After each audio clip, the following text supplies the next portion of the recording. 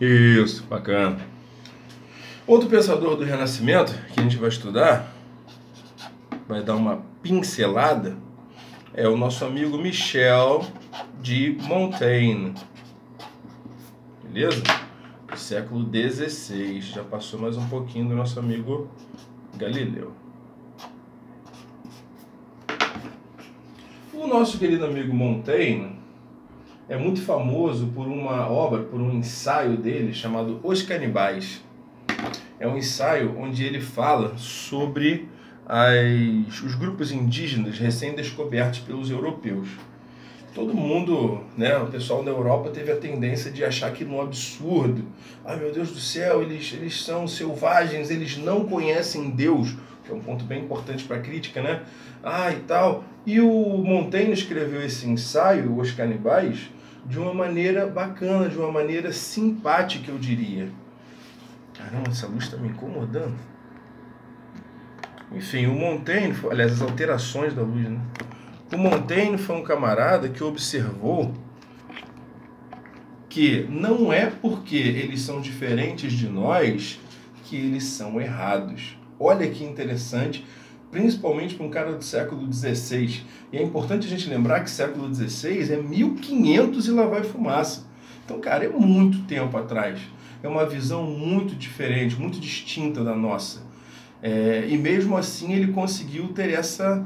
Caramba, a luz está oscilando demais.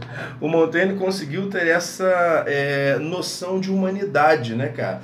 De respeitar, de buscar compreender que eles não são errados, são diferentes. E olha só, hein? O nome é Os Canibais porque eles acreditavam, né, os europeus acreditavam que realmente todos os indígenas eram canibais. Que a gente sabe que não é verdade. Ou seja, mesmo acreditando que eles eram canibais, Montaigne ainda assim os defendeu. E tem uma frase bacana dele que ele fala sobre as guerras, certo? Eu não lembro exatamente o termo que ele usa, mas eu lembro bem a ideia por trás disso. Ele diz, quais guerras são mais sujas?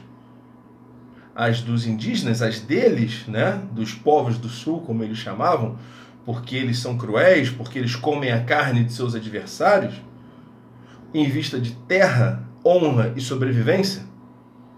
Ou são as nossas guerras dos europeus em vista de poder, dinheiro, status e conquista? Bacana, né? Já dá pra gente refletir sobre isso. Então, o nosso amigo Montaigne, nessa obra Os Canibais, né, ele fala bastante sobre isso. Mas ele não escreve só sobre isso. Montaigne é um camarada que não se encaixa em nenhuma corrente de pensamento. Ele foi um camarada que sempre escreveu sobre o que deu na telha. Por isso que ele é até conhecido como um liber pensulo. É uma expressão em latim que significa livre pensador. Certo? E liber pensulo também é o nome da minha banda de hardcore metal. Um dia a gente volta a tocar. Ou não. Viramos todos adultos.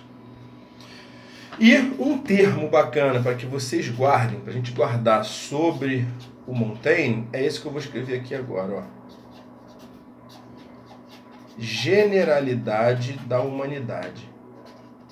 Esse termo é bem legal para a gente gravar, fixar em relação ao Montaigne. O que quer dizer generalidade? A gente já estudou isso em Durkheim, hein? Generalidade do fato social, bacana. A generalidade da humanidade, ele quer dizer o quê? Que a humanidade é geral, que a humanidade é ampla, que existem diversas formas e pessoas diferentes. A humanidade é mista, é plural, certo?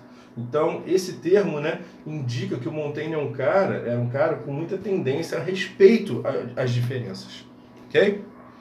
E para finalizar, vamos ver mais um camarada, que é bem importante também,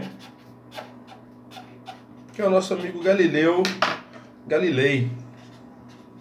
O Galileu é um cara mais importante para a ciência, né?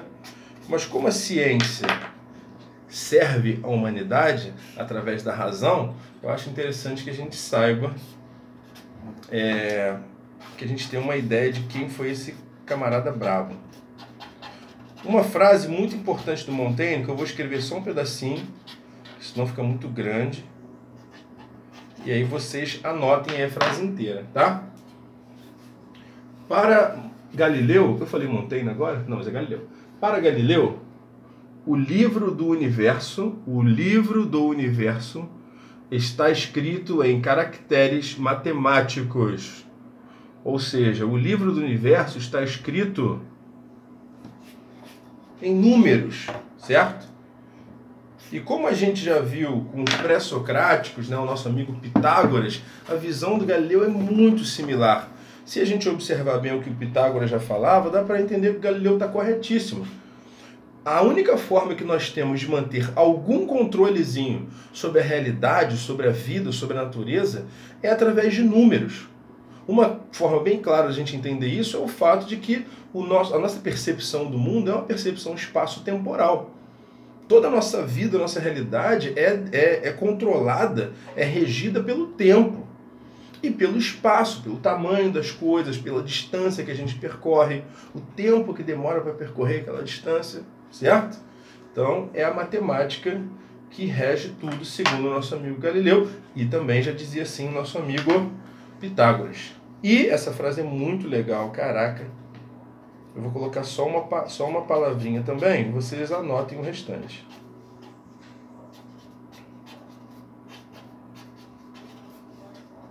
Experimentação é o caminho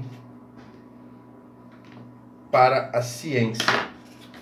Experimentação é o caminho para obter respostas coerentes.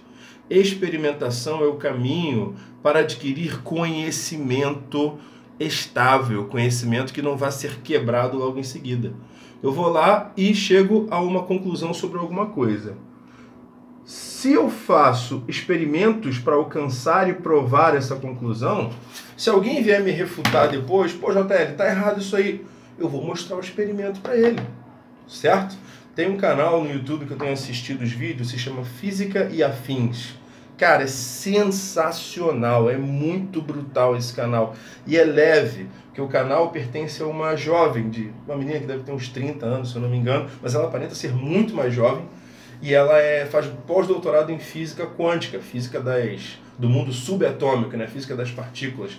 Não tem nada a ver com religião, espiritualidade, energia do bem, nada disso. Enfim. E grande parte do canal dela se dedica a provar, né, mostrar e avisar as pessoas sobre o que é ciência e o que é pseudociência, né, que não é ciência de verdade. Só veste uma roupa bonita de ciência com termos científicos, mas totalmente fora de contexto. Enfim, a ciência de verdade, o conhecimento de verdade vem a partir do experimento, certo? Você tem que fazer os testes para você ter certeza. E o Galileu é um cara que bate nesse martelo, lembrando, olha a grandiosidade, em 1500 e cacetada, século XVI, beleza? E uma questão interessante sobre o Galileu também é que ele seria morto na fogueira, certo? Pela Santa Inquisição, mas ele segurou a onda e negou, tipo, ele refutou a si próprio. Não, aquilo que eu falei era mentira. E mesmo assim, para não ser morto, né, na fogueira, ser queimado vivo até morrer, mas mesmo assim ele foi punido e viveu em prisão domiciliar pelo restante de sua vida. Não sei quantos anos ele tinha quando isso aconteceu, mas enfim, essa é a parada. Okay? Diferente do nosso amigo Giordano Bruno, ele não se deixou matar, certo? Então é isso aí, galera. E tem um camarada também muito importante, não vou escrever não, só para vocês se ligarem. Nicolau também, Copérnico. Copérnico foi o camarada, muito mais ciência do que filosofia, já falei, né? Físico, e ele foi o camarada do heliocentrismo, né? O camarada que observou que o Sol, né, é o centro do universo e não a Terra, certo? Tanto que, e ele foi um cara com uma revolução tão interessante que Kant, né? Kant é um camarada que as pessoas dizem que Kant fez a revolução copernicana na filosofia, ou seja, a visão de mudança de paradigma.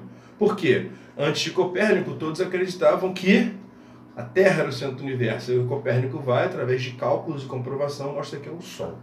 Valeu, galera. Aquele abraço. Bacana.